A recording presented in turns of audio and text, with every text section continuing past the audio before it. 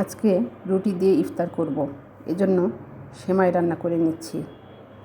সেমাই রান্নায় যদি ঘি, কিশমিশ, চিনি, বাদাম দেওয়া হয় তবে পুষ্টিগুণ আরও বেড়ে যায়। তাই সেমাই দ্রুত শক্তি যোগায়।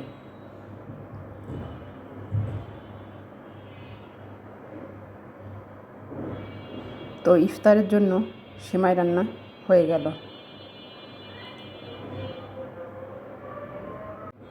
রোজার দিনে ভাজা পোড়াকে দূরে ঠেলে রুটি দিয়ে ইফতার দারুণ ব্যাপার।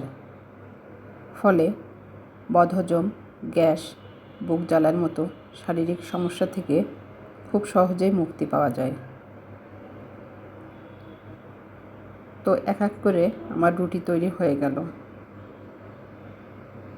এ পর্যায়ে ডিমের অমলেট করে নিব।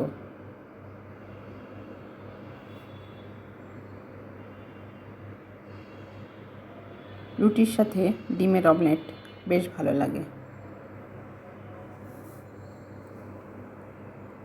এখন রাতের রান্না শেয়ার করছি। পেঁপে, গাজর, আলু দিয়ে একটা ভাজি করব।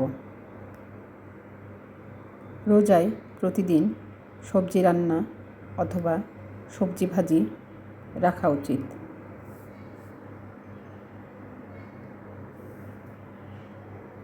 এক চুলায় সবজি ভাজি হতে হতে আরেক চুলায় আমি ঘন ডাল রান্না করে নেব।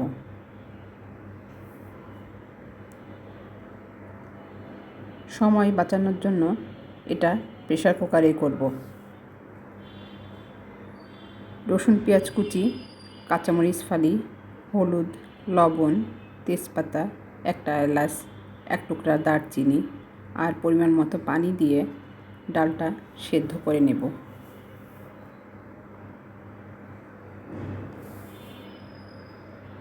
প্রেসার কুকারে 3টা সিটি দেব।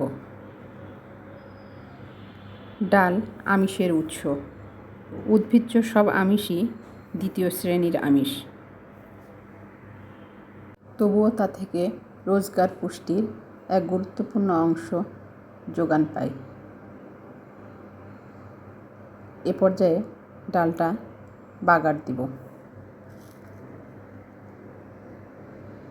একটা কড়াইয়ে দিয়েছি পরিমাণ মতো তেল। 3টা শুকনো মরিচ ভেজে নিয়েছি। রসুন, পেঁয়াজ কুচি আর 5 ফোড়ন দিয়ে ডালটা বাগার দিয়েছি।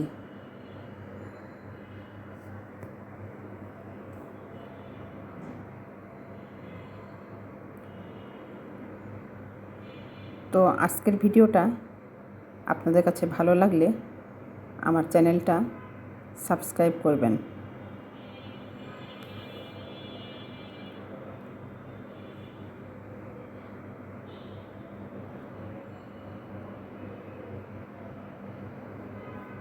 সবশেষে দিয়েছি ধনেপাতা কুচি।